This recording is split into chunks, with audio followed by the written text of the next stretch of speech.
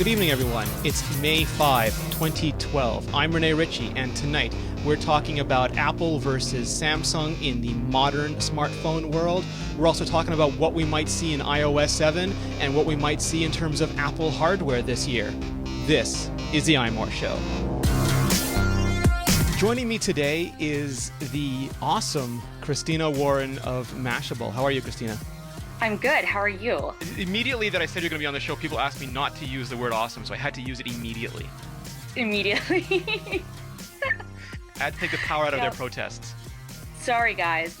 Briefly Awesome was my ill-fated podcast, which I do dearly miss. It was an awesome podcast, though. It was appropriately named. It was a great podcast.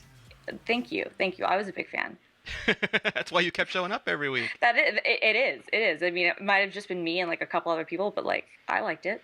So I got a chance to see you let's just go back a little bit. For people who may be living in Superman's Fortress of Solitude and not know you already, I first met you when you were writing for Tua, I think, and now you're at Mashable. Yes. And what do you cover at Mashable?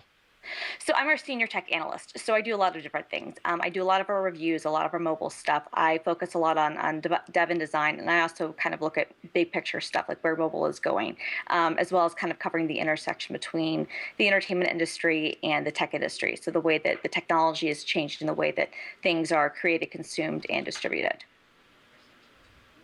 And that includes all things Apple. Now you're also, I originally remember you writing mostly about Apple, but now you're writing about Google, about Facebook, about Twitter. Yeah. I mean, I write about a variety of companies. I mean, Apple is probably the closest to my heart and is the company I've been covering the longest. But I cover other companies too, and I review products from other companies too. So, I reviewed the Galaxy S4 smartphone recently, and just reviewed it was LG Optimus G. I actually saw you at the LG Optimus G Pro event. Yes, Pro. Thank you. Can't forget the Pro aspect. Yeah, no, that's where we ran into each other. It's the first time we've seen each other in person in quite a while. Yeah, so and that was great. First, that's an awesome name for a phone because it just feels like it's never going to end. No, it is. It's an awesome name for a. At least in my opinion, other people can have their own words, a not that awesome phone. Awesomely huge, maybe, but yeah. Well, it's about the size of a Galaxy Note, but it's not quite as wide. But I still think you could beat someone to death with it. I think it is big and heavy enough that you could use it for self-defense. Oh, without a doubt, you could totally do it. And then, I mean, I have, and it's hard to tell, on these podcasts, and I've left the device at home, but like I have really small hands. Like my ring's size is a 4 or something like that, like genuinely. So I'm like the last person that should be, holding or using these sort of gigantic phones because I look even more ridiculous. Like everyone looks ridiculous with it, but like for the photo that I used for my review, and some people gave me some hate on that. Oh, you were paid to write a negative review. Look at the photo you chose. I was like, actually, we put the photo in after. I just thought it was funny because I'm just kind of looking at the phone. I'm giving kind of a. It's amazing how often we get paid by both the people we're reviewing and their competitors. We should be living in mansions. We should be, instead of in a very small Brooklyn apartment, which is where I am right now, with hordes of crap all over the place. No, it'd be awesome if that were the truth. The phone, like I think the only way I could have looked douchier with it is if I was wearing my Nets cap and holding it up to my face. Because no, I mean it's a big phone, and I understand the appeal. I think for some markets, I totally get that. The size wasn't actually my issue with it. I really just didn't like the user interface and the modifications that LG had made to the system. And then weirdly enough, the screen actually wasn't that great on mine. It looked better at the event we were at, but I don't know. Which is odd because the event was bathed in red light and incessant music, and it was almost impossible to see what the screen looked like at the event. That's true. Yeah, no, they were basically kind of going out of the way. They were like, you know what, guys, it doesn't matter so much what the don't care so much about the phone. We want you here for the concert of whatever band was there. Which we ditched. Yeah. It was a long week. I mean, hey, I appreciate the companies doing that sort of thing, but it was a long week. So I appreciate it too. I won't lie, but it seems like the phone had already been announced. People already knew about it, and they didn't talk about it at all. They didn't really have an environment conducive for a media briefing. So it was just weird. Yeah. it was weird. It was a weird event. I mean, it was more of a carrier kind of announcement because, like you said, the phone had already been announced. It had already been out for a couple of months in other parts of the world. So it was just like, hey, it's here, which is great. But I don't know. I mean, I have to feel bad for companies like LG and HTC and BlackBerry and Nokia because so oftentimes it seems like they finally come up with a big phone and then it really is coinciding with a bigger release from another company. Yeah. So, the Galaxy S4 just came out, and now we're already getting rumors of the Galaxy Note 3. Yeah. And you have to think that, like, you come out with your Note, competitor, and yeah, it has higher resolution and is better in some ways, but you can tell that just around the corner, yeah. The phone that's going to get way more media attention is going to be out soon. So I feel for some of the smaller players in the space because it seems that their timing is always just a little bit off. It just coincides with, oh man, they've got rhythm. Yeah. One of the things I like doing is just comparing and contrasting the different companies. And when I looked at it, for example, I looked at both the Galaxy S4 branding and the LG Optimus Pro branding. And then I went to apple.com and looked at the iPhone branding and the iPad brand. Apple uses one font, one typeface. There's no bold, one thing. And then for both Samsung and LG had, I think, 3 or 4 different fonts with a couple stylized treatments. And that kind of echoed the entire product philosophies to me. Yeah, no, I think you're dead on. And it's interesting too because if you then look at the pure Nexus branding, they tend to use, they use a few different weights, but they tend to use one font family as well, and which I guess would kind of go with your theory that that's at least more focused on, a kind of a unified experience. But no, I mean, I think you're right. You can tell from the packaging all the way up, kind of what they're valuing in terms of how they're selling a product, and certainly with the LG and Samsung, and I would actually say, interestingly enough, I felt it even more with the LG. Mm-hmm. It's really all about like showing off like these are the awesome features, and not so much does it work well or not, but like this is yet another notch. And it's a very different culture, right? I mean, Phil Nicholson went to LG in Korea and came back with a version of the phone that has a TV antenna on it because that's, one of the awesome features of that phone in Korea. And it seems like incredibly different markets to me. Oh, yeah, they are. And I mean, and it's funny because that's worked well for some of these companies in the past. Sony historically has done well in certain markets, not in the last few years, but certainly in kind of the Symbian days with the smartphones and whatnot, for having all those kinds of things, and Nokia did as well. But it's interesting that Apple, other than some markets where they just don't have the reach and where maybe the economics in terms of the average income aren't in their favor, tends to do well universally. I mean, they're number one in Japan, which has to kill some of the Japanese companies. I mean, like it must just seriously they must just hate it because here's a company that has not at all spoken to their culture, at least on the surface, but their whole message has totally has totally resonated. I spoke to you about this at the event, and I liked your take on this. One of the big questions is always these big rumors surrounding Apple.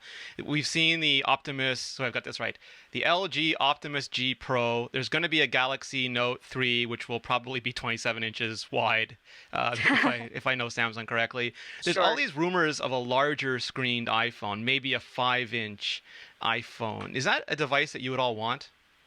No.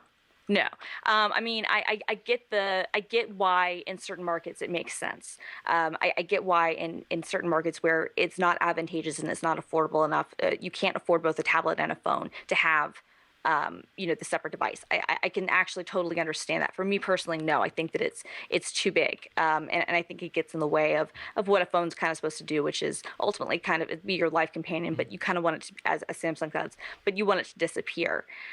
If Apple were to do something like that, it's interesting. It would be a total switch of a strategy for them, but if they were to do a bigger phone, I almost feel like it would be a China-only model. Okay. Or an India-only model, although their BRIC strategy so far has kind of been to ignore the I, and kind of the R too, for that matter. It's basically just been Brazil and China, but a BRIC being Brazil, Russia, India, China. For anybody who doesn't, who's not a big smartphone nerd like us. or just an acronym nerd. Yeah. So, I mean, I could actually kind of see that working, but for me, no. I mean, I feel like are they going to be forced to go bigger? It's possible, but at the same time, at some point you're just going to have like these. Now you're getting, Huawei has like a 6-inch phone. Yeah. You've got these other people coming out with stuff. At some point, it's going to become not just laughable, but unfeasible for people to carry. Well, the Note 3 might be 6 inches and it'll never fit in their skinny hipster jeans. No, it won't. And I mean, that's the thing. It's like, how can you carry this around? I mean, like, I have a purse and like, I guess I can do that. But if I have a small clutch, my iPhone 5 has a hard time fitting in that, let alone, one of these monstrosities. And not even hipster jeans. I mean, just like, normal people clothes, business suits, I mean, people, I guess maybe you used one of your breast pockets. Yeah. I don't know. I genuinely don't know, like, how that's supposed to be kind of a mobile device, especially as you've got things like Google Glass and, smartwatches and other kind of gadgets that are pushing the most important things to you in different ways. It seems like we're at an interesting place where the market is becoming kind of bifurcated, and that on the one hand, you've got these bigger and bigger phones that are doing well in certain markets. And then on the other end, you've got these devices that are really kind of designed to get out of your way, or at least make it so that you don't have to have your phone out all the time, which I think is sort of interesting. I felt for a long time, and I might be totally wrong on this, but I felt for a long time that the pendulum is going to have to swing back on the sizes of devices, and that as big as we're getting, at some point we'll have that pendulum kind of swing back and we'll get into smaller again, just because I think at some point, especially if the smaller form tablets do continue to sell so well, that will be more, maybe your day and kind of media consumption thing that you carry along with you, and then you have your smaller smartphone for other stuff. But I don't know. I mean, I could be wrong. I mean, a lot of people seem to like these really big phones. Me personally, it's too big. There's this interesting thing, and I don't know where there's this. I don't know if it's media fed or it's a misunderstanding, but a lot of people seem to think that big screen phones are outselling the iPhone so much that Apple has to react. But in all the results from all the telecos that we see, the iPhone still outsells all the other phones, which means that iPhone-sized phones are outselling large screen phones. One phone is outselling all those phones. Yes, absolutely. And that's dead on. Of course, the one thing you have to keep in mind is in aggregate, right? It's finally at the point where if you add in all the sales of your Galaxy S3s or 4s and your Notes and your Optimus G Pros and your Xperia Ts and whatnot, you put those Galaxy together. Note 8. Exactly. It's like Goldilocks with them. You put all those together, and that's a big figure. So you almost have like two sides of the market again, where you have like half the phones being sold, 40% of the phones being sold are iPhone size, and then the other 60% in mass aggregate are larger size. So I think on the one hand, it's certainly, you're right in that it's one of those things where the media kind of blows a little bit out of proportion because the iPhone is still the best-selling phone. But on the other hand, it is true that if you look at the bigger picture, there is clearly some sort of trend happening, at least in certain markets. And I mean, and I think that the market thing is really important to look at because, where the Note is so successful, it's not the United States. And that's not to say that the United States is the only market, but it is the most important. And it's not that I'm not claiming that will always be the most important. I think clearly China will become the most important at some point and the most profitable. But for right now, the United States is the place where you have the most smartphone users who are paying and buying phones and upgrading on a frequent cycle. And even though you have more potential smartphone buyers or cell phone users in other countries and other parts of the world, they're not there yet. So, and I think typically what's happened is aside from kind of this, Note strategy that's worked in some places, typically what happens and the trends that happen in the United States tend to set the tone for what happens elsewhere. We haven't really seen the inverse of that. So that would be interesting to see if it does. But I don't know about you. I don't see a ton of Galaxy Notes in use. No, I mean, I see some, but I don't see a ton of them. There's three reasons that people, I think, speculate about this, and they're kind of interesting. One is that just accessibility. Some people's eyesight demands a larger screen and bigger fonts, and they just, even if they want to, they can't use an iPhone. The other one is some people just don't want to carry an iPad or an iPad mini and an iPhone. They'd rather have one device that they can use as a pseudo tablet. Right. And the last one, from the business point of view, is that there are some people who just want a bigger phone. Right now, some people are choosing iOS over a bigger phone, but they would rather have a bigger phone with iOS, and it's impossible to address the larger market unless you have both a small and a large phone on it. Right. No, you're right, and I mean, and those are important areas. Sorry for my backlighting being screwed up. My Mac is restarting again, but no, I mean, it's I think those are valid reasons. I just think that they're also not necessarily things that scale. I mean, what I'm not convinced of right now is this a long-term trend, or is this a fad, kind of like netbooks? Yeah, you know what I mean? Absolutely. And I'm not really sure. I think that, I mean, in an ideal world, you'd have cellular capability on your iPad mini and have the ability to control, you know, a lot of those other functionalities on something like maybe a smartwatch, so that you could keep it in your bag and not have to play with it all the time, but still get in, you know, alerts when you have a call coming in to accept a call, or, you know, if a text message or some other alert happened. You could do that. I don't know. That's an interesting point, because everyone said Apple had to do a netbook. Apple would be doomed if they didn't do a netbook. Right. And netbooks ended up sucking all the value out of the laptop business, and every company that made them is financially distraught. No, it completely. I mean, what all the netbook did was push the prices down, and people always said, "Oh, the netbook is popular for this reason, this reason, this reason," and that wasn't true at all. The reason the netbook was popular was one reason and one reason only: it was cheap. It was not good; it was cheap, and people wanted a $200 or $300 laptop, and then it became like $300 or $400. And then what happened is that, you know, the companies started getting their full powered laptops down in price, and starting putting better batteries, and Intel, you know, came out with some better you know, chips. Their core, you know, stuff has gotten a lot better. But what you've seen happen is that basically, I mean, I think the iPad was kind of their real answer to a netbook for people who wanted something cheap. And what ended up happening, you know, to other people, like you said, is they're basically, you know, their profits have been sucked out. And Apple has had an advantage of continuing to sell, you know, the original Ultrabook, the MacBook Air, and to sell it very well, and to sell more MacBook Airs than any other Ultrabook. And at 30 to 40% margin. Right, exactly. I mean, and the thing is that when you look at other companies, the only interesting notebooks they're coming out with are Ultrabooks at this point. So they've kind of got the super low end, and then like the expensive Ultrabooks. But they've kind of, you know, killed their margins. They kind of took that on the chin by chasing after that source of revenue. So, you know, I don't know. I mean, what do you think? Do you think Apple has to enter this bigger, you know, phone space? I mean, there are getting the developer realities and the changes that might require. Ignoring that for the moment, do you think that this is an area where they have to be, you know, we need a 5-inch iPhone? I mean, I can see a rationale for it. I think that it's not coincidental that if you scale the iPhone 4-inch interface to 5 inches, you get exactly the pixel density of the Retina iPad. So I think that they're very good at keeping those two screen sizes.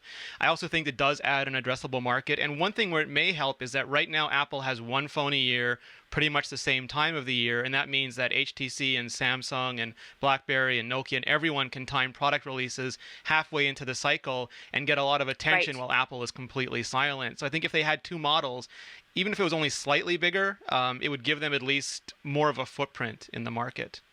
Yeah, no, I mean, and I could definitely see that, and they did that, you know, with laptops. They've done the 13-inch, 15-inch, and that for and you know, a long time, now. even the 17-inch, exactly. You know, they've done that, you know, good, better, best model.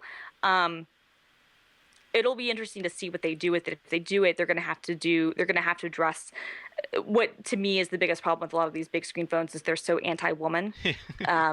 But they are, though, because they're not designed. I mean, it's hard enough to fit, you know, make jokes about your hips or jeans, but I mean, like, I'm and granted, I'm like an outlier. You know, I have small hands, a small waist, I wear small clothes. You know, but like I'm a size 0, and like I can't fit, you know, those things in my pockets. It's just not one of those things where I could sit down comfortably with a phone in my pocket that size. And you're also a hardcore geek who is, you know, predisposed to love this kind of stuff.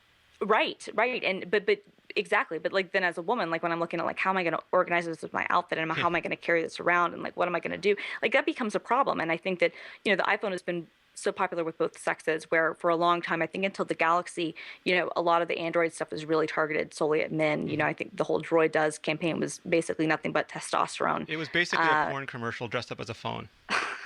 Kind of, it was, or a, kind of a commercial for Transformers or something, I mean, it was that sort of campaign.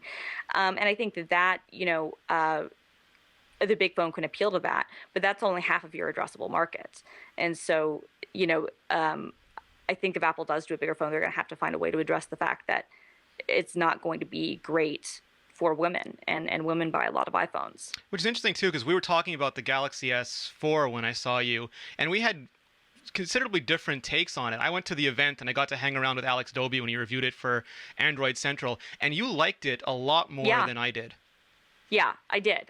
And I think the reason I liked it more is I kind of look at it as this is I don't love all the user interface, junk, but I look at it as an ecosystem play. And I think that from an ecosystem perspective, it's got a lot of stuff to really like. And they're coming on in a lot of compelling ways. They have a lot of accessories, both first and third party accessories. They're doing a lot of stuff inside Best Buy stores to have, a first line system of support if you need, help with your phone, or if you need to get, your stuff backed up, or if you just have a question about something, they've got people there. And they're developing kind of a brand and a user base that stands on its own. And so I guess when I look at it from that perspective, I like that. I like seeing that they kind of the most are having consumer-friendly Android phone. Without a doubt. And even if I don't love all of the physical design elements, I don't find them terrible. I did actually really like the smart cover. I think that's really smart with the clear view on the front. I think that's actually a really, really smart thing, and something that Apple should probably copy for the iPad Mini or for the iPad I don't understand frankly. Though. I mean, they're going to spend $1 billion on marketing. Couldn't they take $1 million and hire somebody like Pacific Helm to just bring that interface out of the Soviet era and make icons that are consistent and enjoyable? Or is that maybe just not a priority for them? And it's weird because in certain areas the interface is actually really good and it's improved. It's a weird thing. I think it's almost like they work on it piecemeal because if you look, for instance, at the camera interface, I think the camera interface is fantastic. I think the camera interface is really top notch. And not coincidentally, they took the interface from the Galaxy camera, which is a product I actually really like. And I like the concept of that a lot. Nikon tried their own Android camera and it's pretty abysmal. I mean, abysmal. I used it for maybe 3 or 4 minutes, and it was one of those things where I literally just kind of went through it and I went, this is an abortion of a product. Why was this even created? I think those are my exact words, and I let someone else review it because it was just so terrible. And then the Galaxy camera is really good, and the idea of being able to have stuff automatically go to a Dropbox and have a real lens have on something, Instagram on your camera. Yeah, no, totally. And have a decent sensor. I mean, it's not the best camera. Some people might complain it's too expensive, but I mean, I think you put like that sort of idea with like a either like Sony system or a micro four thirds system in place is awesome. And I think that, the other camera makers should totally be looking at that. But one of the best things of that camera was that the interface was really solid. And so they've taken that interface and put it, and that is the camera software. And that addressed one of my biggest dislikes about the Galaxy S3, which was the camera software. So I thought that was really good. But it's that consistency thing that you nailed that still worries me, because I like the idea of being able to go from app to app and know what to do. And with this, I mean, even things like the hover, I don't like hover because it violates Fitz's law. I should be able to have an infinite target on that, but also it only works in their app. So the minute I go to Gmail, it doesn't work, and then I stop using it. Well, exactly. And I mean, and that's a struggle they're going to have. And they're going to have an SDK, but I don't think it'll get a lot of pickup. But I mean, that's absolutely the problem. And that's something new I think a lot of people pointed out. But it's like, you can take a lot of those. I guess the reason I didn't hate a lot of that stuff as much is because in contrast to some other companies, I'm going to pick on LG again because that's the phone I just reviewed. Why not? You can at least turn that stuff off and ignore it, and it goes away, and it really does go away. LG has this feature called Quick Note, Quick Memo, which is similar to Samsung's kind of write-on feature, and you press a button, and it kind of like takes like a screenshot of, the thing you're on, and then you can write notes all over it, and then send it off. Great.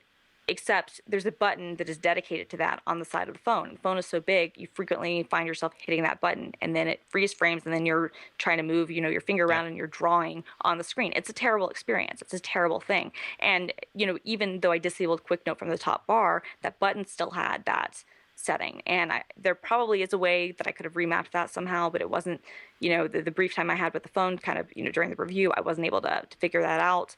And frankly, you shouldn't have to be able to figure that out. That should be an easy kind of, be able to like set and forget sort of thing. You shouldn't have to have that get in your way all the time. And it did.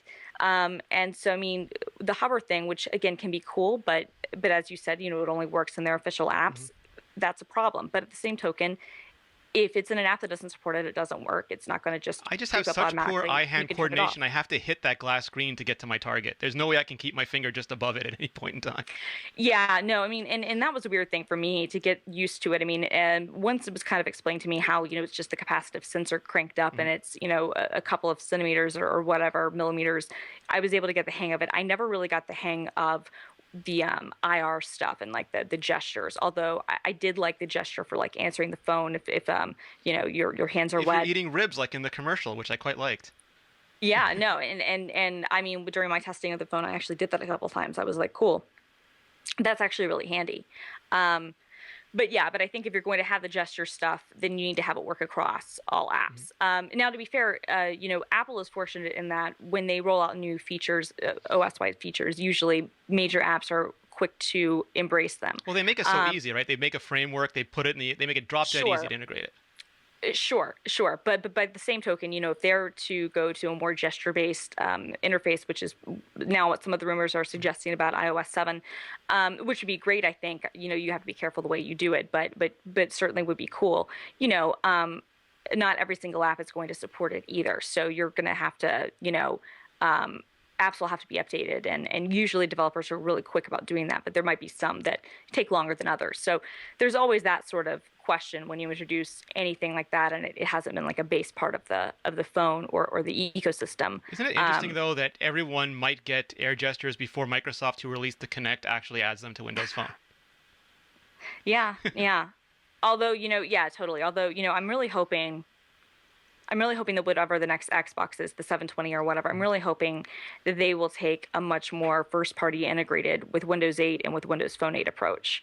Because if they do, they have real potential, because there's such a strong brand loyalty around the Xbox, and people love the Xbox, and the Xbox is a great product. Why wasn't it called the X Phone with Halo on it on day one? Thank you. I've been arguing that for years. I've been saying they should have called it the Xbox Phone. But I hope that they take the idea of their,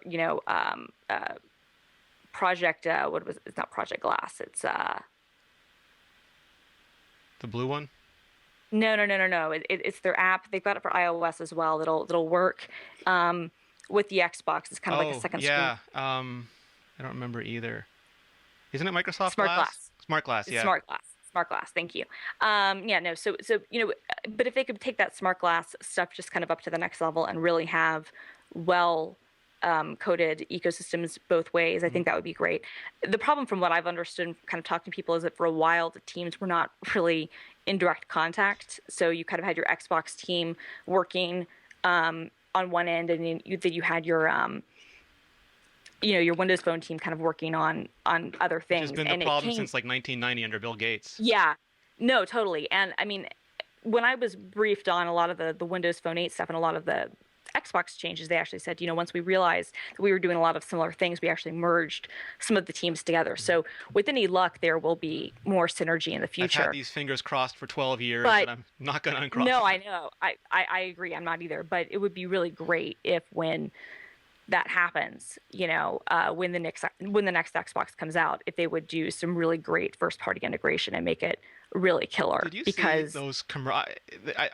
I'd love your take on this, because they put out so Microsoft put out a commercial for Nokia where they basically have Samsung versus Apple people fighting, and then at the end there were these waiters, and then Samsung put out a commercial where everyone was at a pool party and the iPhone users were kind of left behind, and the difference in the ads were striking to me, because the Windows ad really emphasized the Samsung and Apple brands to the extent that my mom thought it was an Apple commercial because the guy at the end had his t-shirt off with a big Apple tattoo, but the Samsung one never mentioned the word Apple, and to me that was a much more effective ad than the Microsoft one. You know what? I think that it might have been more effective if the whole point was brand recognition, but I thought that the Microsoft ad was much more dead on. It was much funnier and really kind of got to the heart of what has become the, sports teams for nerds, which is, who is what platform are you on? That's your team. Red or blue for geeks. Exactly. Totally. And so I thought the Windows Phone one captured kind of the insanity of some of this stuff perfectly, and I thought that it captured, the ridiculousness of it all. Who knows how well it will work? Because by the same, token, they had the phone, for people who don't want to always be connected to their phone or whatever, or whatever the first phone that was, you shouldn't be looking at all the time. Which I thought was a great idea for a campaign, but it just didn't really resonate with anyone. Well, I love the commercial too, but I thought it would have been great as like a Jon Stewart clip and not necessarily as an ad for Microsoft. Right. I mean, but I did like the end of the thing. I think maybe they just like to fight, like don't fight, just go with it. I mean, I love the ad, but as far as I do think that you're absolutely right that it does kind of, the branding message isn't completely clear. And yeah, you could totally see that as someone thinking that it's an Apple ad or even a Samsung ad. But I thought it was a smart and funny ad. I mean, I laughed out loud about it. Yeah. The Samsung ad, they're so clearly going after the Apple users, and what they're really doing is they're going for the kind of the resurgence of the Apple haters that we've had, and it's interesting, following Apple as long as I have, and I'm sure you feel kind of the same way, is that Apple was on top for so long and still is. That's an uncomfortable position, I think, for us Mac fans. I think that we don't understand how to handle the success. Nervous. Well, it does, because we've never been successful. We always, I think, in the back of our minds, we worry, as much as we like to immediately criticize and argue and debate with anyone who says, oh, it's going to be just like 1996 all over again. We're like, no, it's not. Things are different because of this, this, this, and this. It will never be like that again. In the back of our minds, we always worry, well, what happens if Apple somehow, is on the verge of bankruptcy again? We're not used to being the leader. And I think that for a number of years, when Apple could kind of do no wrong in the media and in the kind of the financial markets perspective, there was this sense of nervousness that now I think we like to be put upon. We're like Job, right? Like we like to be put upon because we don't know what it's like to be top dog, and we're not comfortable with that. So if anything, I think sometimes we engender the wars and the fights and like to be kind of put in the position of being the underdog. We're more comfortable that way. To have kind of a weird analogy, I think it's kind of like the artist Eminem. He has been so successful for so long, but he like always has to be like he's fighting against something. And he had one album, Relapse, which was not a great album. And it didn't do as well as some of his others. And it was when he was on drugs and some other stuff. And then he came back with Rehab, which was like a great album. And it's some of his lyrics, he was talking about, I'm never going to, give this up again. I'll prove to you all, that I'll be doing this. And I almost thought, like, I wonder if he almost got addicted to drugs in part because he was so uncomfortable with the idea of being the most successful hip hop artist, of his generation. It's like the Rocky syndrome. You have to get beaten down in the beginning of the movie to come back strong at the end. Or you have to always be fighting against something. Yeah. You always have to be fighting against critics. You always have to be fighting against the notion that you can't be number one. And so that's awkward for Apple fans, and I think for Apple as a company to be in that position where you are number one. And how do you think different if everyone's thinking like you? Right. Or how do you... Right. But it also changes things in that, we used to have kind of anti-Apple users who were anti-Apple because Apple was the fringe. I'm going to go with Microsoft or Windows, or PCs are better because of this, because of that. And no, you're just, you're trendy little, no one uses Apple, who uses who uses a Mac kind of stuff.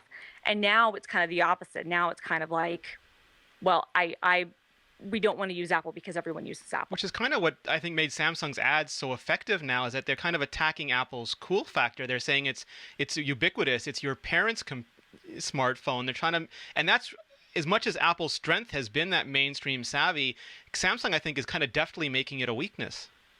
Right. I mean, I don't know how much that will truly resonate with people, but they're certainly tying into, the Apple haters of old used to hate on Apple because it was different and because it was fringe. And the Apple haters of new are hating it because everyone has it. Yeah. And so that's a shift. And how do you fight against that, I guess, becomes if you follow Apple's thing, you don't. I mean, one of their most recent commercials, one I really like, is their camera commercial. Where they're showing people taking, just with a bunch of iPhones, taking photographs in different situations and saying, it's the most used camera. More people take, photos with the iPhone than any camera in the world, and that's kind of I guess their way of saying, yeah, we're used by everyone and we don't care.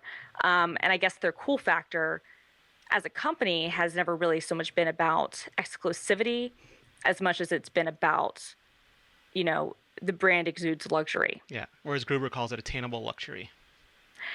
Yeah. And in some ways it's yeah, I think that's true, but I think that's, they've come down market in some ways that makes it, you could argue they're not as luxurious as they could be. You know what I mean? Yeah. There's certain products that they sell in certain markets that they're in, not as many as they have been, that, go against kind of everybody else. But yeah, I mean, I think that they want to be attainable luxury, but it's not even so much that they want every person to be able to own an Apple product. They just want people who buy Apple to believe that they're getting the best product. Yeah. Which is why I guess people always compare them to BMW. I've always actually thought more of the Mercedes benefit, because BMW does sell cheaper cars, or Volkswagen. Plus, Steve drove a Merc. Yeah, yeah. Well, yeah, and just I'm a Mercedes fan. I'm a Mercedes and a Volkswagen fan. I'm not really a BMW person. I don't know. If anything, I've always thought of Apple as kind of the Volkswagen of brands, because they can be very high end, but they can also be kind of mainstream too. You can have your high end Audi, or you can have your Jetta. Crackberry Kevin in the chat room is claiming BMW for BlackBerry. Okay. So the other thing and I don't know if they have to do this, but do you think there'll be a point where Samsung is big enough, successful enough, and is poking enough fun at Apple that Apple will have to do a version of the I'm a Mac, I'm a PC aimed at smartphones? Like, will Samsung become the beige box of smartphones and Apple will have to be the think different again? They might, but in that case, I think they'd probably be targeting, Android more broadly as a whole, rather than going specifically after Samsung, unless Samsung is able to successfully fork Android. And in that case, I guess the where they would go would be what we've talked about, which is how the hell do you use this, and what features do you really have, and how well do these things all work together? Because one of the things I think that they don't do well enough is really enumerate the fact that, yeah, you can have the same app on Android, but 99 times out of 100, the app is going to be better on iOS. Which is what we talked about too, because Andy Anatko famously shifted to Android because he said all the mainstream apps were there.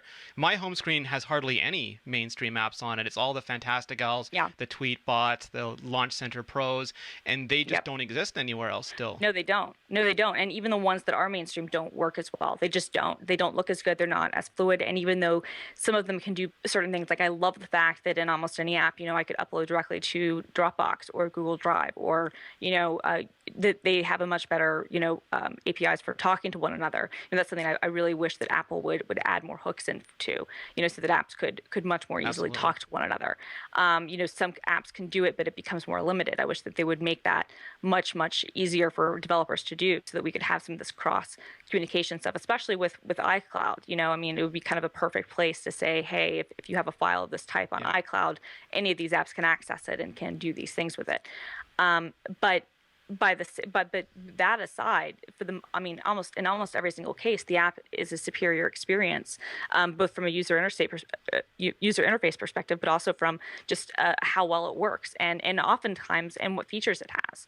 So, yeah, I have most of the same mainstream apps on my Android phone and a lot of games, but then there's apps that I just can't get, my Pythonista and Drafts and Elements and any of my Dropbox, any of my Markdown writing tools. They just don't exist. I wonder if that's because when the iPhone came out, Apple had all the Mac developers to draw on, and those were passionate, design-centric, user experience people, where Android got Windows programmers in Java. Right. And that's something that I've made a point of for a long time, is that, in my opinion, and I can get shit from people from this, I don't really care, I think that Mac software developers are, by and large, far superior than Windows software developers. And it's because typically if you're and not that's not to say that there aren't crappy and terrible Mac apps. The Mac App Store is full of a lot of them. But because for a long time there was a certain barrier to entry, A, having to own a Mac to program for it, B, for a long time we didn't have the Mac App Store, and so there was, a certain, it was harder for people to sell. You had to really want it. Yeah, for a long time, even the Apple developer, kit stuff to get into the, Apple Developer Center, was expensive. It was like $600 a year, to get access to the support things. You had to really want it. You've had people who care about the little details in ways that you just don't care about on Windows software. And I remember before I was a full-time Mac user, I used Macs at school, and I had a PC or, several PCs at home, and I repaired Macs and PCs at work. I would look at the difference in software, and it would see that it was always the best apps were on Mac, even if they didn't have the number of apps, and even if there were certain holes that were missing, the best apps were always on Mac, and that's still the case. And so I think that iOS was really fortunate in that its first developers were Mac developers, and still largely a lot of the best iOS developers have or still are Mac developers. Yeah. And there's a certain sensibility and a certain attention to detail and a certain pride in your work that doesn't exist for other platforms. It just doesn't. And that isn't to say you don't still have some terrible iOS apps. Of course you do. But when you want to have those fantasticals and Drafts is an app I absolutely love because it's so scriptable, or Launch Center Pro, which I live and die by. I show people that all the time. People talk about how you can't do anything advanced with iOS, and I'm like, yeah, watch this, and I can craft something so fast. Yep. When you have that sort of situation, when you have those sorts of apps, I think that it's hard to find them on any other platform. And that was something when I tried Windows Phone for 10 days that I talked about a lot. I said, it's not just the lack of apps, it's the lack of quality apps that was worrying to me about Windows Phone. It was that, the apps that were there were some good ones, but by and large, the ones that were there weren't that excellent. And I've seen the same problem with BlackBerry 10, to be honest, is that there are some good apps, but the good ones are few and far between, and a lot of them just look like people's first attempts at programming. And I'm sorry, it's 2013. It's a little bit too late for that.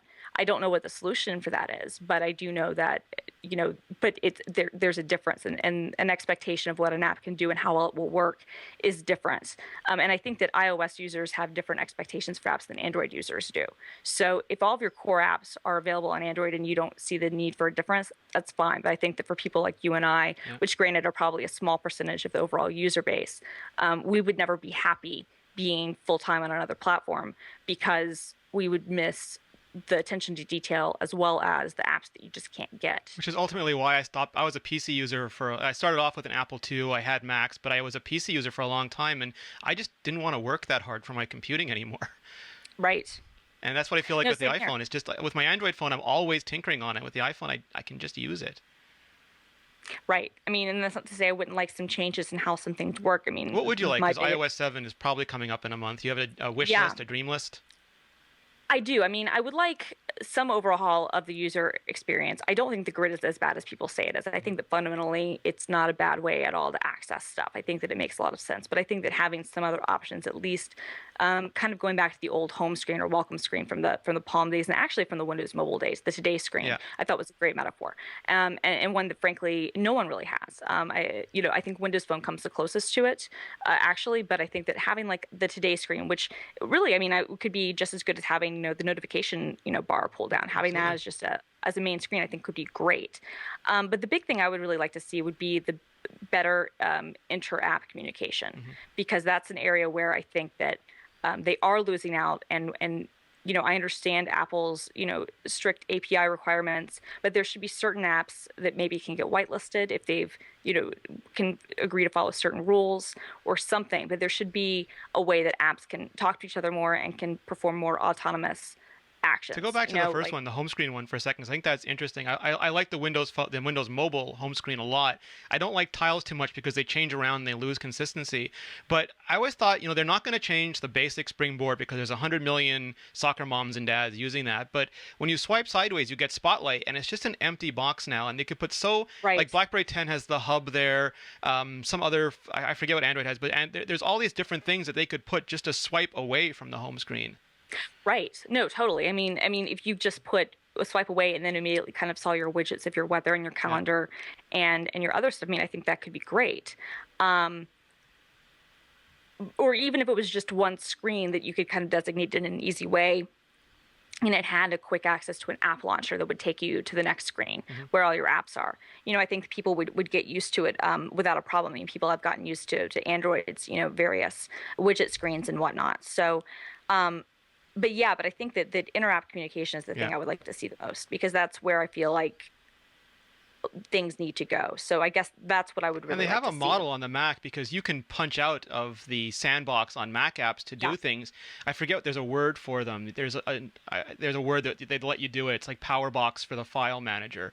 And if they brought some of that over, it would be really nice if they could keep the security, because the security is, they made that security first, but to allow an option for trusted apps to talk together, much better than URL schemes, I think would work well. Yeah, no, without a doubt. If they would just open up some sort of common API, and even if data was still sandboxed and still wasn't maybe viewable in a sense by the app, could pass through it, but the app itself wouldn't get it, like it wouldn't be passed on to their servers unless it was explicitly, decided by the user or something. There could be things that you could go in place, but just the fact that I would like to be able to have, the option to share something with Tweetbot. Yes. Rather than having to share it with, built-in Twitter and built-in Facebook, share pages is great, but I would like to be able to share it with Tweetbots. If I'm in another app, and not be reliant on URL schemes within that app to have to do it in the hacky workarounds that right now, a lot of developers have taken the time to do, and I would credit, Launch Center Pro with really helping kind of open a lot of developers' eyes to the things they can do with that stuff. But just, better integration. Because it's interesting, because some of the app developers are doing some really interesting things. Like Facebook, for instance, has a really robust SDK for iOS that will very easily allow iOS apps to seamlessly integrate with Facebook, both the app and its services. So you can have like a native login bar and native share stuff within those apps that use their SDK, rather than using the share sheets built into iOS. And 1Password is letting you embed their password stuff in apps now, which is fantastic. Yeah, exactly. Which that's amazing. 1Password is one of my most used apps, and is one of those apps that, honestly, that's another reason I have a hard time when I go to other platforms. Like, I have the 1Password reader, and that's fine, but like I can't add anything to it, and it's not the same. So 1Password adding that stuff, which is amazing, and I love the Agile guys. They're the best. Far and away my favorite app. Like it's one of my most used, but but having more of that sort of stuff more natively accessible, because a lot of the developers are finding workarounds to do that stuff. But I think that if Apple provided a way for kind of sandbox talking together, that would be huge. But it's funny because, I think that when everybody says, oh, it's stale, it's old, they're really just talking about Springboard. So I don't know what the solution to that is, unless it's just to give kind of a, almost a today screen side of kind of view, or kind of an updated kind of look. What about just the Johnny Ive makeover, so that the icons get a refresh? Everything is not flat, but less gradiented and less shiny and less. Yeah, and I guess that could be true, although it's weird because at this point, just UI stuff has moved to the point where most of the icons, on the screen are, other than even a lot of the official Apple ones, are less gradient and less kind of candy and have less shiny to them. They've become more muted and more subtle. But a stately aluminium interface to sort of like maybe leopard everything, so it's more consistent and no more brush metal, no more green felt, no more. Leather. Yeah, no, and I think that'd be good, and I think that would be great. I just think that I just wonder if that will. In addition to that, I think there's certain apps that are going to need total overhauls. Like the Mail app, I think needs a new look.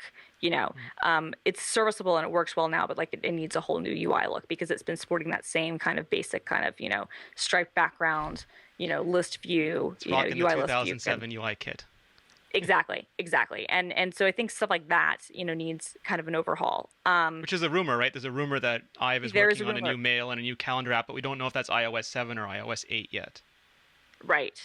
And I mean, it would make sense, I would think, for them to do something with 7. I think that they know that they need to, iOS 6 had some new stuff, and other than maps and passbook, though, a lot of the changes were minimal.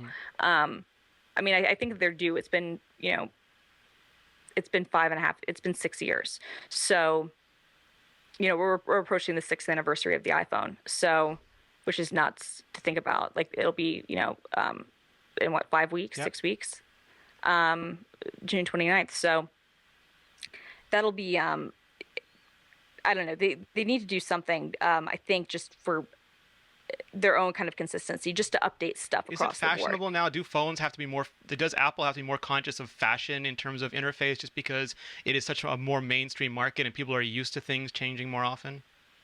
You know what? I don't think they do, because I think Apple has always kind of led. And if not Apple, then people who write apps for Apple. So again, I think that most UI schemes, I mean, with Windows Phone not being an exception, I like the Windows Phone UI. There are parts of it I don't love, but I do like a lot of what they've done with it. Most of the time when I see the trends in UI changing, it's coming from the app developers, and the best app developers and the ones that make the boldest moves are iOS developers. So I don't think that they have to be as conscious of fashion, only because I think they're usually one step ahead of the curve anyway. And when you look at the cluster, can I curse? Yeah, absolutely. If you look at the clusterfuck that is Android, even with Android's UI guidelines and whatnot, when you look at that system of just brazen, what the hell is this stuff? iOS looks great in comparison. There's some good Android developers, like Sebastian DeWitt, the Pocket Cast guys, Oh yeah, no, but that we can name them means that they're not in the majority yet. Well, that's the thing. It's like Sebastian DeWitt is obviously amazing, and what he does with that app is great. And the Shifty Jelly guys are great. And I mean, I think that was a great example of an app that came to Android first. But they will always tell you how hard. Like, they came from iOS, and it is so much harder to do that on Android, and they're happy to. Yes, it is. Well, that's the thing. I mean, look. Let's come out with the most blatant example, which is, I think, one of the best looking, whether how much you like it or not, the best looking interfaces right now for Android would be, Facebook Home, which was designed in Quartz. Yes. So it's designed in Xcode. So it's the best looking Android app, the best looking Android lock screen, that whole sort of thing was designed by Apple designers in Quartz. Exactly, and in Xcode. So, from a former Apple designer, I mean, I think that says it all right there. The toolkit just isn't there, and there's some people who are kind of coming in to plug in the pieces, but I think a lot of people have expected that would be Google's role, and I don't think Google's really been interested in doing that at all. Well, you have to support all these odd screen sizes. You have to support different kinds of anti-aliasing, different screen color technologies. Yeah, no, I mean, and it's definitely difficult. I was at a monotype event on Thursday, and it was actually really interesting. They've got a exhibit in New York called From Pencil to Pixel, and it's kind of goes through the whole history of their company, starting from 1897, and you can see, notebooks that have the first outlines of, Futura and stuff. It's actually pretty awesome, and then kind of see the evolution of stuff, and they've got technology now where they have lets you view. They bought a company called Typecast, which basically is a in-browser layout stuff for text, and a lot of responsive text stuff, and you can preview in real time how it will look on different devices, so you can see what the aliasing will be like, and they have kind of preformed and pre-optimized for certain types of devices profiles kind of built into their hinting. But it's a real problem to do all that stuff. And then, of course, fundamentally, Android and iOS are developed in different ways, and that iOS is bitmaps. And Android uses a more vector-based model. And then those are just very different things, and I think you can make the argument that in either case being superior, obviously Android scales better. The thing I've heard, and I'm sure you've heard this too, going back to WebOS and Android, everyone says that you can design once, deploy everywhere. Even on iOS with auto layout, nobody has that working. No, no. Look. We've been hearing about the design one, like build once, Yeah. run everywhere. That was Java's whole thing, Yeah. right? And it's never been true. It never will be true. It's a lie. It's a pipe dream that we would all love to be true, but it's not true. You're going to have to optimize and redraw and do Hmm. certain things to make it look the best that it does on other platforms. Android does do a decent job of scaling their assets if it's going to be the same orientation. But again, if it's a different device and a different way it's being used, yeah, it's not going to be as good. And the Yeah. same with, iPad, you need to do a separate layout and basically kind of build a separate app and then bundle it together. Um, but the whole build once, run everywhere motif, I mean, no. I mean, I was at a Facebook developer conference a couple weeks ago, and the most interesting session that I was at was where one of the core members of Facebook went through the entire process of how they built Facebook for Okay. iOS. And he went through their whole history of how they started out as a native app and then moved into the web app, and then moving the decision to move back to a Yeah. native app, and why they made that decision, and how the whole thing came out. And it was so fascinating to hear about that, because he went through all the problems that they'd had when they were HTML5. And the biggest problem is that there's no native debugger. Yeah. And that was actually what LinkedIn cited when I asked them why they switched back to a native app, or created a native app for LinkedIn after making a big deal about going HTML5 just a year ago, is because there's not a native debugger. So they can't figure out a lot of their problems and fix their code to make it run as quickly. And those tools might eventually come, but they're not there yet. And so They're always just coming. It's always almost going to be as right. fast. And I am bullish on HTML5, and I think HTML5 is great, and I think that elements of it work great with natives of it. I mean, I think for video, it's really wonderful. But different apps need different.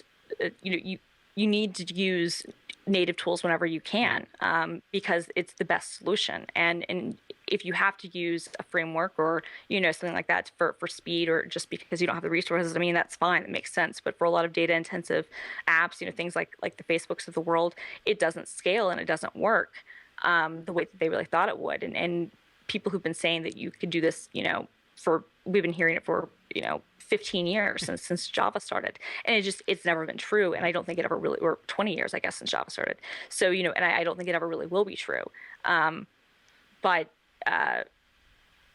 that's disappointing for developers who don't want to have to continue to target so many different platforms. And I mean, that's the biggest challenge I think now, is basically like one of the reasons I think that Android apps suck in comparison to iOS apps is probably just an extension of not having enough resources or enough time. You have those developers, like your Double Twist or your Shifty Jellies, who will put in the work to do it. But a lot of times they look like bad iOS ports, because that's really what they are. Those crazy guys even made a TV DPI interface for the Nexus 7. No, and it's awesome. Yeah.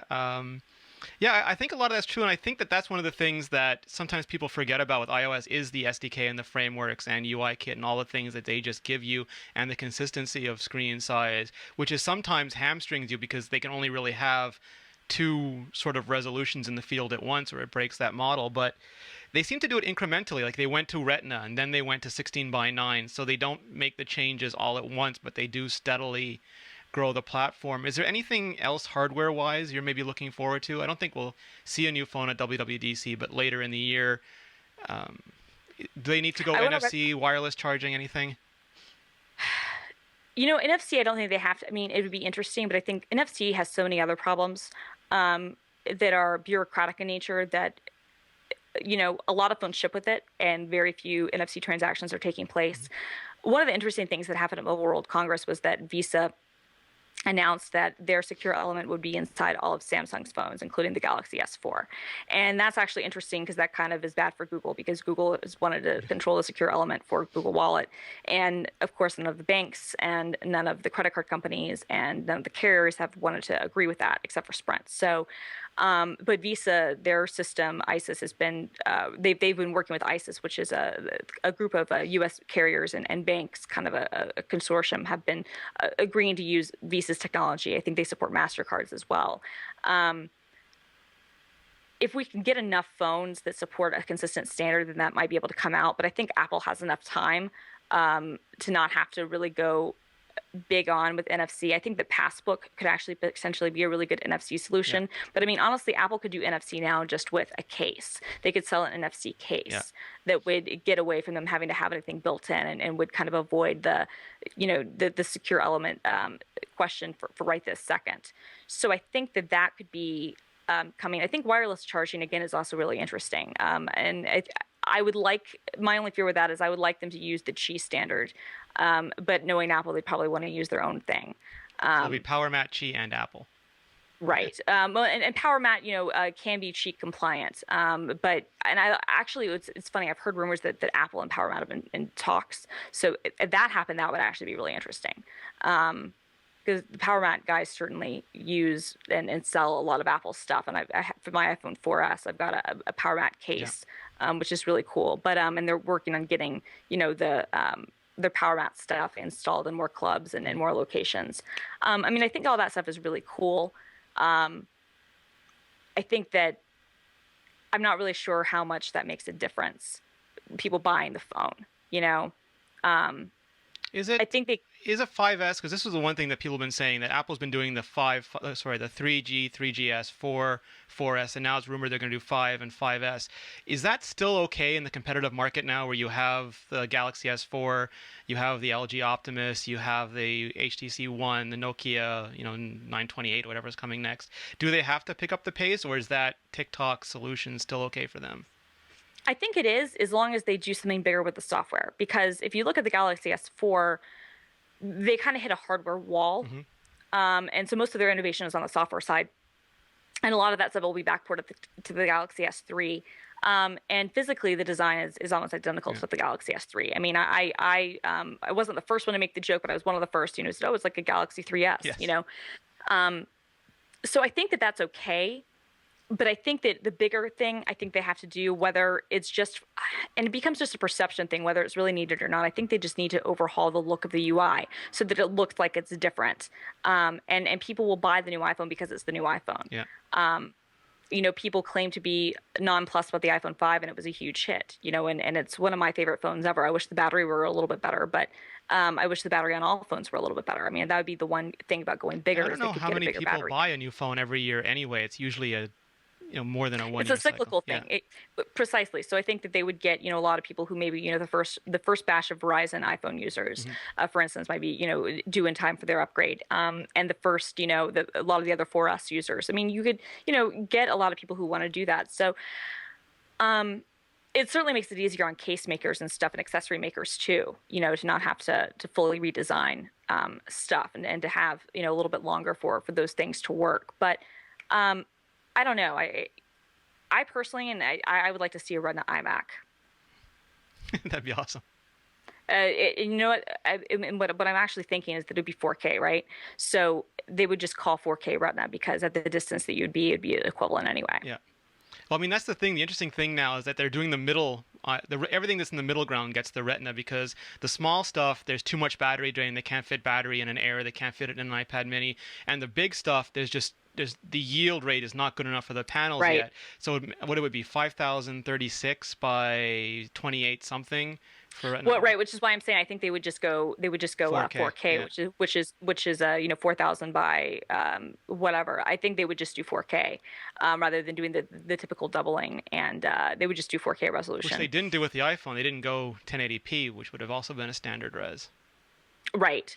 But I think that for the panels, it might be, but I mean, the Mac stuff is totally different anyway. Yeah. They went from 16, 10 to 16.9, yeah, for instance, with their displays. So they've changed those things up a lot, and you're not as tied into needing to have certain UI parameters or anything like that. Obviously you can have a much different range and a much more dynamic range. I would think for the 16.9, I would think take the current design of the iMac and make it 4K, and then I think that if you were able to pack in some really special extra stuff there, you could sell that to videographers as like your ultimate 4K workstation. It'd probably do extremely well. I was at NAB and I was looking at 4K monitors and 4K, kind of configuration stuff, and it's coming. It's going to be a matter of them getting the price to be, economical enough to do it. Although at this point, now that the new version of Thunderbolt basically looks like we can have external video cards, that becomes really interesting, right? To have, basically like a really powerful video card that you could plug in to either your iMac or your MacBook Air or your MacBook Pro with Retina. And Apple's one of the only people who buys enough of one kind of panel at one time to get the pricing down, which is how they got the IPS panels in the iMac to begin with. Exactly. Because when I got my 27-inch iMac, and I ordered it literally like the day that it became available, and did a custom configure one, and it took a while to ship. But when I did that, it was I was able to kind of rationalize spending, I think, with everything, was over $2,600 on my computer, because I was getting like a $1,200 monitor, because at the time that's how much that monitor was going for. And I was like, so I'm getting that, and I'm getting like a really kick-ass computer with it. And now, of course, you can get those monitors for like $400 from Monoprice and stuff. But it's taken 3 years for those prices to get to that point. So whereas Apple was able to buy them in bulk, early on and put them in. So yeah, I think that my dream of dreams is a Retina or 4K or whatever we want to call it, but a Retina iMac. That would be like my perfect Apple TV. Yeah, I'm going to keep my fingers crossed. I also want really badly a 13-inch Retina MacBook with the new chipset, because the Retina MacBook now is it's maxing that Intel HD, and it's... No, it is. Well, no, that's the problem is that, I mean, when I reviewed it, I liked it, but I didn't love it because of that very issue. I mean, I would have liked to have the option to go for more RAM, but that Intel HD chipset just it pushes it, and it's tough, especially if you want to power an external display. I mean, that's the beautiful part about the Retina MacBook, 15-inch MacBook Pro with Retina, is that you can power 2 or 3 other displays with it, and it doesn't even freaking slow down. Our photo editor, she has 2 cinema displays or Thunderbolt displays, I guess, powered alongside her MacBook Pro, and she's in heaven. That's what Kevin does as well. It looks like NASA Command Center. No, I know, it's awesome. No, and it's for her photo work, I mean, it becomes essential. But like she doesn't have any slowdown or any lag at all. And so I mean, I think that. Yeah, I would like to see them update the 13-inch with the new chipset too, because I think that form factor is really great. I would also like to see if they would somehow be able to make their Retina not 1280 by 800, but 1440 by 900, like on the MacBook Air. Because after getting used to using the MacBook Air resolution for so long, switching to anything of the 1280 by 800 default just feels weird. I went to the 15-inch just because of that. I would have much rather, my back would have much rather liked the 13-inch, but I just couldn't give up the pixels. Yeah. No, and if I go for if I'm probably waiting for the next chipset revision, and then I'm probably going to end up going for the 15-inch as well. Nice. I've been debating between that and a new iMac, but I think I'll probably just end up going for the 15-inch, as much as I love the screen. So if Apple really wants to screw with you, they're going to announce a Retina iMac and a new 15-inch Retina MacBook at the same show. Yeah, and then Christina's credit cards are going to get like a wear out, because I'll buy both. All right, awesome. Christina, thank you so much for joining us. I could literally talk to you all day, but I can't keep you forever. I know. I appreciate it. Sorry for coming on late, but this was awesome, and I would love to be back. No one's going to know. It's going to be edited and uploaded as if it never happened. Love it. As if it never happened. Brilliant. Where can people find out more about you and more about your work? Sure. Well, you can find me on mashable.com/people/Christina. Awesome. You can see all my work that way. I'm also my needs to be updated badly personal website, ChristinaWarren.com, and I have a subtle blog at Christina.is. You can follow me at Twitter. I'm film_girl. I'm at Christina on app.net, and I'm plus Christina Warren on Google+. Do you have a favorite right now? Which one are you using the most? I probably use Twitter the most. And I'm also on Facebook, Facebook/Christina Warren, Christina.Warren. I probably use Twitter the most, but I'm trying to get more back into app.net because I think it's pretty awesome. Yeah, it's such different community. Like the app.net is the uber geeky developer, nerdy people. Twitter is the mainstream, and Google Plus is like my Android friends. Yeah, no, totally. Google Plus is, if you want to see my Android stuff, it's funny. I somehow managed to get my Galaxy S4 review somehow trended on Google Plus when I put that up, which was kind of shocking. I came back the next day to look at it, and I had like 400 comments. I was like, what the heck? What happened here? So no, I mean, I'm pretty much all over the internet. But just ping me on Twitter to yell at me or send me hate mail. I'm happy to do that. Or to sing her praises. You can do that too. She won't mind. Or sing my praises. That'll be good. And if any of you in the audience are going to be at BlackBerry Live next week, then holler, because I will be there too. Awesome. So I'm going to be there as well. We'll have a awesome. We'll have to hang out. Yeah, absolutely. You can find me at Rene Ritchie. You can find all of us at iMore. You can find all of our shows at mobilenations.com/shows. And if you haven't already, please go to iTunes. Please subscribe. Please leave a review. Let us know what you think about the show. And if you have any comments, questions, or feedback, just leave them right below this episode, and we will talk about them the next time we're on. Thanks, everyone.